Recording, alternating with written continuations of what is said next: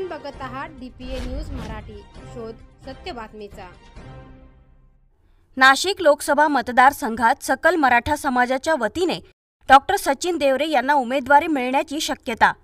नाशिक येत्या महाराष्ट्रातील लोकसभा निवडणुकीच्या पार्श्वभूमीवर जवळपास सर्वच पक्षांचे उमेदवार निश्चित झाले असून यावेळेस महाराष्ट्रातील लोकसभा निवडणूक अतिशय चुरशीची ठरण्याची शक्यता वर्तवली जात आहे।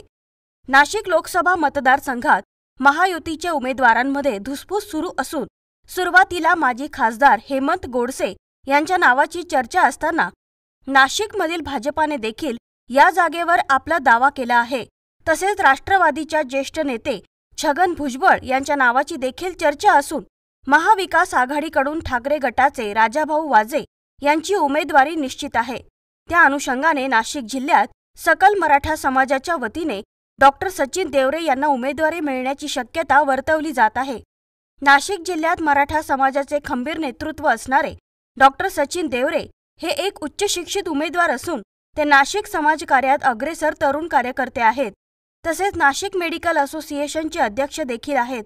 त्या अनुषंगाने त्यांना नाशिक मतदारसंघात मराठा समाजाचा पाठिंबा असणार आहे। त्यामुळे नाशिक मतदारसंघात मराठा फॅक्टरमुळे ही लढत अतिशय चुरशीची होणार आहे। DPA न्यूज प्रतिनिधी विकास। ताज्या घडामोडी व अपडेट जाणून घेण्यासाठी आताच DPA न्यूज चॅनलला सबस्क्राइब करा आणि बेल आयकॉन क्लिक करायला विसरू नका।